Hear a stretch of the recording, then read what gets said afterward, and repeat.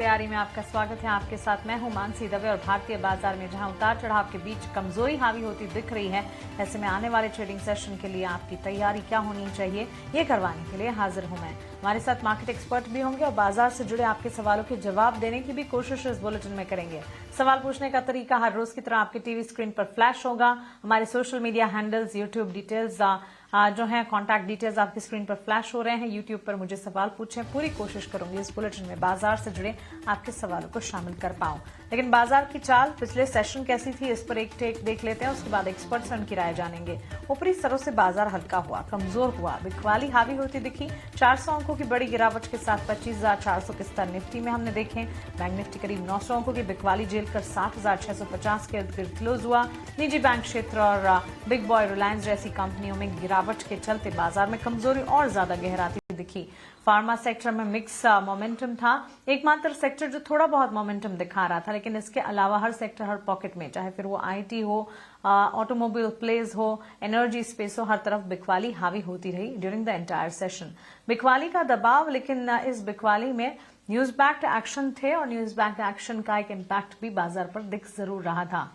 वैसे इन दिनों artificial intelligence को लेकर खबरें लगातार तूल पकड़ रही हैं और इंडिया एआई इम्पैक्ट समिट जो है 2026 की, वो सबसे बड़ा इवेंट इस वक्त, और उसमें लगातार हम देख रहे हैं बड़े डेवलपमेंट्स होते हुए। और इसमें माननीय प्रधानमंत्री नरेंद्र मोदी जी ने भी एआई को यहां से आगे की पीढ़ी के लिए और यहां से आगे ग्रोथ एंड डेवलपमेंट के लिए एक बड़ा लक्ष्य बताया और साथ ही एआई डेवलपमेंट को लेकर काफी सारी बातें अपने संबोधन में करी। लेकिन चलिए, coming back to the markets, यहां से आगे आने वाले सत्र में क्या इसी तरह की बिकवाली जारी रहेगी या फिर बाजार संभलते दिखेंगे? एक्सपर्ट्स की राय क्या है, ये समझते हैं। हमारे साथ दो एक्सपर्ट जुड़ गए हैं।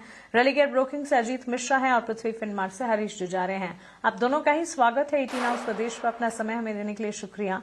Ajit, will start with you. कमजोरी हावी हुई है और आने वाला सेशन जो है, last trading session of the week होने वाला है, द फ्राइडे सेशन। क्या इसी तरह के सिनेरियोज पैन आउट होते दिखेंगे? पूरा हफ्ता कमजोरी की चपेट में आएगा या यहां से कोई फर्दर अपसाइड टेक्निकली चार्ट्स पर नजर आ रही है?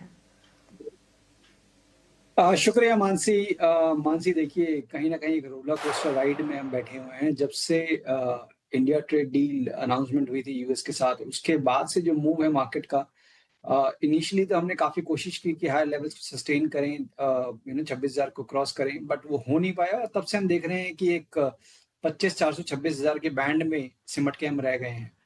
पिछले 3 दिनों में जो भी कवरिंग आई थी, आज एक ट्रेडिंग सेशन ने उस पूरे गेन्स को इनगल्फ कर दिया। तो अभी इम्पोर्टेंट मुझे लगता है कि कल के सेशन के लिए, जैसे आपने बिल्कुल सही बताया कि वीकली आपका एंड होगा, तो 25,400 के नीचे अगर मान से हम क्लोज होते हैं तो मेरे हिसाब से एक रिस्क बढ़ जाएगा, जो कि एक गैप, एक जो तेजी का जो गैप था हमारा, जब यूएस इंडिया ट्रेड डील हुई थी, वो फिल होने की पॉसिबिलिटी बढ़ जाएगी कि इंडेक्स आपको दोबारा से 25,100 200 के जोन या शायद उससे भी नीचे आपको जाते हुए नजर आए। तो कल का सेशन इंपॉर्टेंट रहेगा। 25,400 का अगर आप डिफेंड कर पाते हैं, एक अच्छी रिकवरी आती है, 25,600 को रिक्लेम कर पाते हैं, तब शायद थोड़ा बहुत आपको स्टेबिलिटी दिखेगी। अदरवाइज पॉसिबिलिटी इस जैसी ज्यादा है, जिस तरीके से डिक्लाइन हुआ है, कि हम इस करेक्शन को एक्सटेंड करें। एब्सोल्युटली। तो चलिए, ये एक नजरिया अजीत की तरफ से हमें मिलता हुआ। हरीश, गुड आफ्टरनून, आपका भी स्वागत है और thanks for giving your time. कैसे देख रहे हैं मार्केट सेशंस को आप? यहां से आने वाले सेशन में इसी तरह की वॉलिटिलिटी, डाउनसाइड मोमेंटम दिखेंगे? क्योंकि ट्रिगर्स फिलहाल कोई है नहीं, बाजार में लगातार कमजोरी के साइंस तो नजर आ रहे हैं। गुड आफ्टरनून मानसी जी। बिल्कुल, अगर देखा जाए तो देखिए, दो ट्रिगर्स थे आज। स्पेशली एक क्रूड ऑयल का ट्रिगर था, जहाँ पे हमने ब्रेंट क्रूड में शार्प अपटिक देखने मिला यूएस और ईरान के कॉन्फ्लिक्ट की वजह से। तो ये यहाँ पे मेजर ट्रिगर था, उसके चलते हमने सारा ऑलमोस्ट 3 दिन का गेंस जो है एक दिन में पूरा राइट ऑफ कर दिया।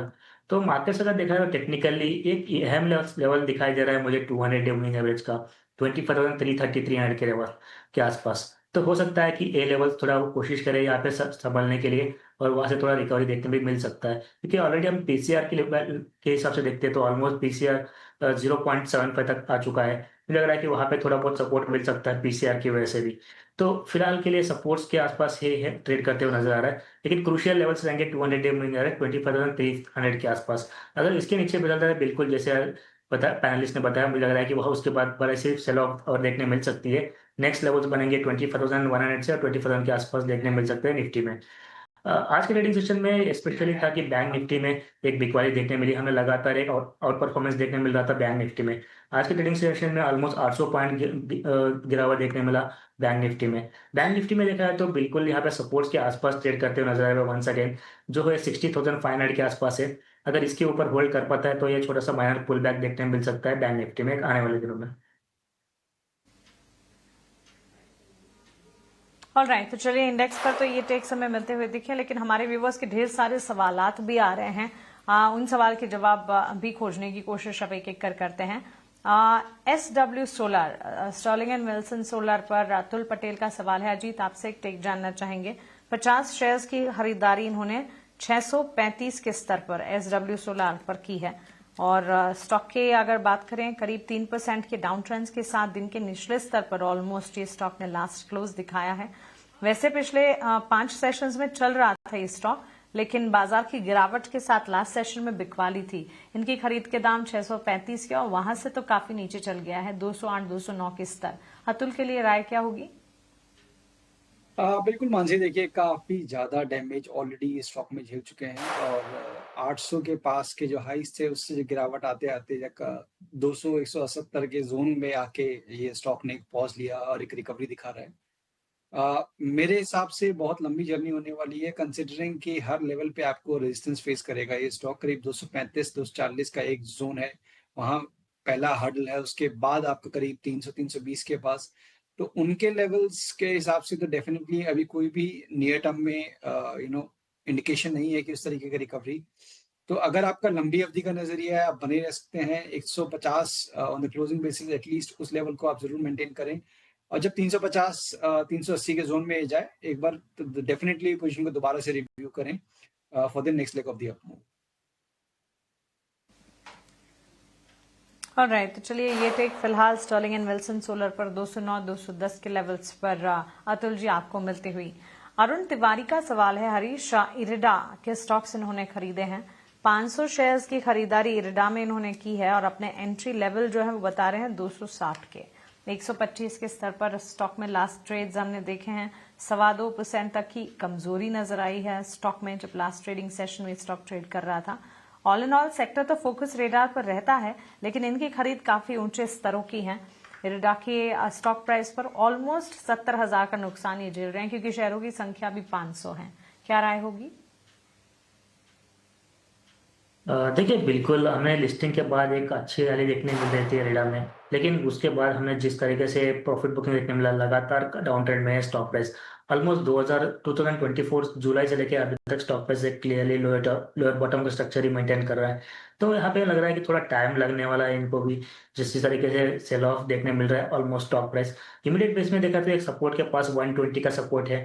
मुझे लग रहा है कि अगर ये होल्ड कर पाता है, थोड़ा माइनर पुल बैक्स देखने मिल सकते हैं, लेकिन अगर इनका प्राइस आने के लिए थोड़ा ज्यादा वक्त लग सकता है, क्योंकि अभी भी देखा है तो स्टॉक में चार्ट्स पे क्लियरली एक lower top lower bottom intact है।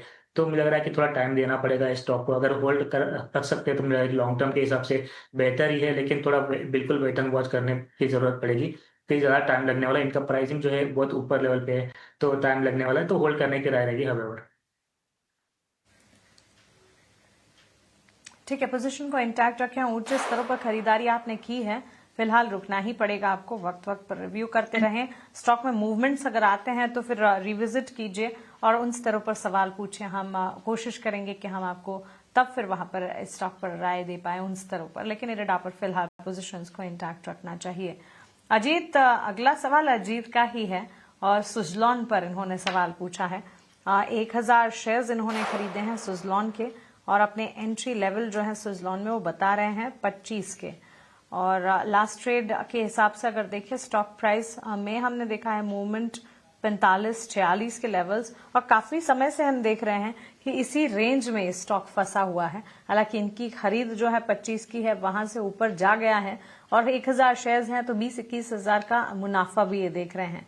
सुजलॉन में क्या एग्जिट कर किसी और स्टॉक में एंट्री की अपॉर्चुनिटी या राय आप देंगे, या फिर अब भी पोजीशंस को इंटैक्ट रखे वो?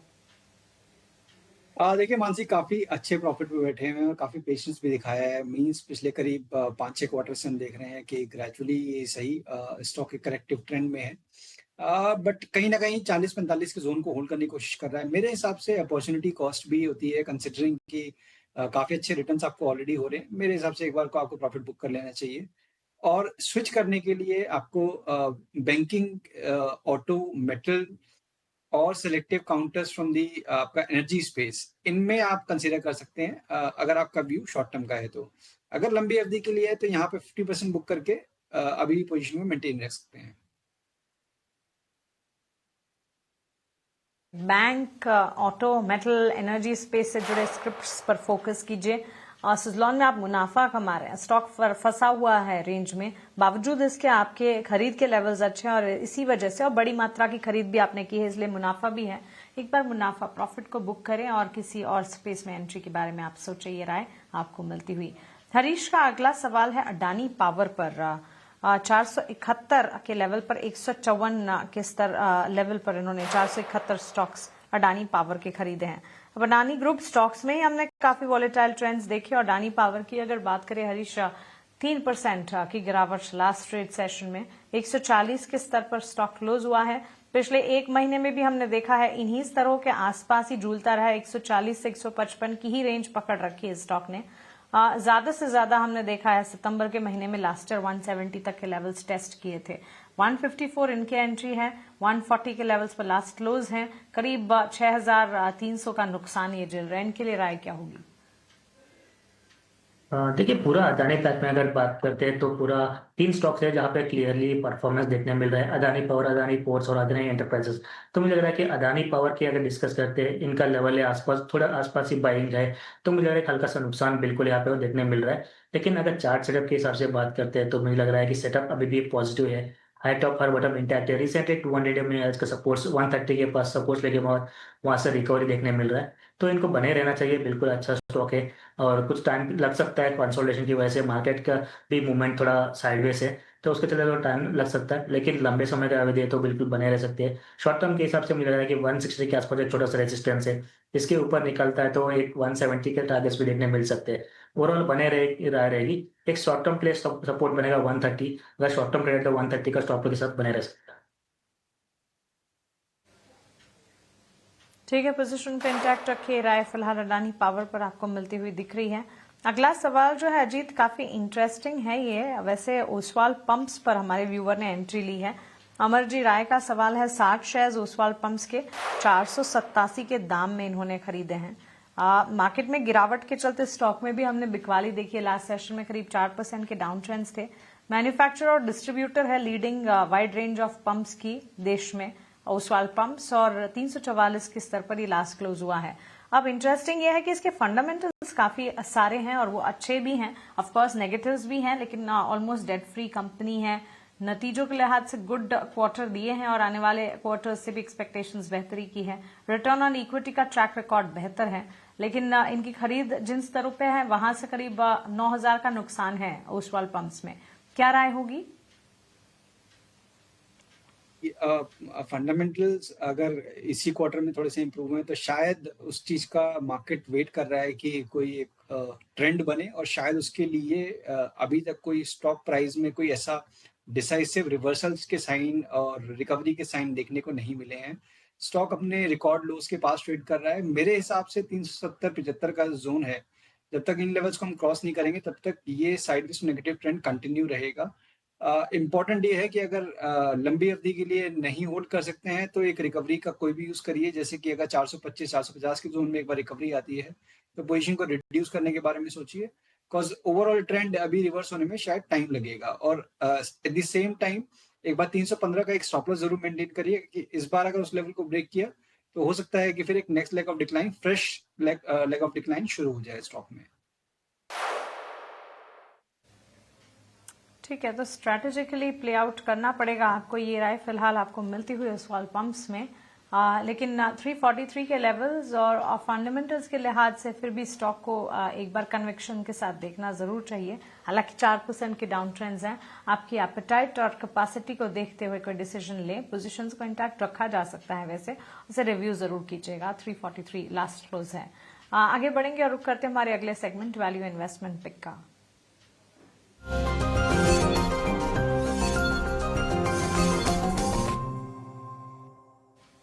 हरीश, आपकी तरफ से वीआईपी शेयर्स की लिस्ट में आज कौन से शेयर्स हैं? मेरे डाटा से आज एक ही स्टॉक यहाँ होगा, क्योंकि जिस तरीके से मार्केट कंडीशन के चलते मुझे लग रहा है कि थोड़ा लिमिटेड पोजीशन ही लेके जाना बेटर रहेगा। और वो स्टॉक रहेगा ऑयल इंडिया। हमने देखा है कि क्रूड ऑयल प्राइस में शार्प जंप देखने मिल रहा है, और टेक्निकली भी देखा है तो ऑयल इंडिया का स्टॉक प्राइस रिसेंट करेक्शन से अपमूव देखने मिल रहा है। तो करंट लेवल्स पे और थोड़ा डिप्स में बाइंग किया जा सकता है ऑयल इंडिया। शॉर्ट टर्म के हिसाब से देखा है तो 500 से 520 के लेवल देखने मिल सकते हैं। पर पोजिशनली मुझे लग रहा है कि यहाँ पे और पोटेंशियल देखने हो सकता है कि ऑयल इंडिया का स्टॉक्स और परफॉर्म करते हुए नजर आ सकते हैं शॉर्ट टर्म में और मीडियम टर्म में भी। और स्टॉप लॉस मेंटेन करना चाहिए 440 ऑल इंडिया के लिए। ठीक है, 440 का स्टॉप लॉस, 500 पहला लक्ष्य, 520 तक जा सकता है। ऑयल इंडिया खरीदारी के मौके एज वैल्यू इन्वेस्टमेंट पे खरीश जुजारी की तरफ से। अजीत जी, आप बताइए आपकी तरफ से वीआईपी शेयर कौन से होंगे? बिल्कुल मानसी, देखिए पहला शेयर तो हमारा कॉमन ही है ऑयल इंडिया, कंसिडरिंग कि जिस तरीके से हमने देखा है क्रूड ऑयल के प्राइसेस दोबारा से रिबाउंड किए हैं ड्यू टू जियोपॉलिटिकल टेंशन। जिस तरीके से मार्केट का भी सिनेरियो है, ये फैक्टर काफी इंपॉर्टेंट रहने वाला है कि कुछ एक पॉकेट्स, चाहे वो ऑयल हो, डिफेंस हो, डिफेंसिव्स हो, वो थोड़ा बहुत मेरे हिसाब से स्टेबल रहेंगे अगर मार्केट 25,400 के नीचे स्लिप करता है तो ऑयल इंडिया में बाई की रिकमेंडेशन होगी 460 के स्टॉप लॉस के साथ, 510 तक के टारगेट्स रहेंगे। साथ ही साथ शॉर्टिंग साइड पे भी अपॉर्चुनिटीज देखनी चाहिए कंसीडरिंग द मार्केट टोन। तो डिक्सन जो कि अभी एक रिकवरी का अटेम्प्ट कर रहा था अपने 20 EMA के पास, काफी टाइट रेंज पे कंसोलिडेट कर रहा था, उसका आज ब्रेकडाउन देखने को मिला है। तो हो सकता है कि यहाँ पे आपको प्रेशर आने वाले दिनों में बढ़ता हुआ नजर आए। तो जो गैप है बेसिकली डेली चार्ट पे, वो फिल करता हुआ नजर आ सकता है। 10,700 तक के लेवल्स एंटिसिपेटेड हैं डाउन साइड पे, तो यहाँ पे आप शॉर्टिंग की अपॉर्चुनिटी बना सकते हैं 11,550 के स्टॉप लॉस के साथ। चलिए, तो बिल्कुल ये राय ऑयल इंडिया पर तो हमारे दोनों एक्सपर्ट्स का कन्वेक्शन है। डिक्सन टुवर्ड्स डाउन साइड 11,550 के टारगेट्स यहाँ पर देख रहे हैं। 10,700 का स्टॉप लॉस यहाँ पर आपको मेंटेन करना चाहिए। ये राय फिलहाल अजीत मिश्रा की तरफ से SBIP।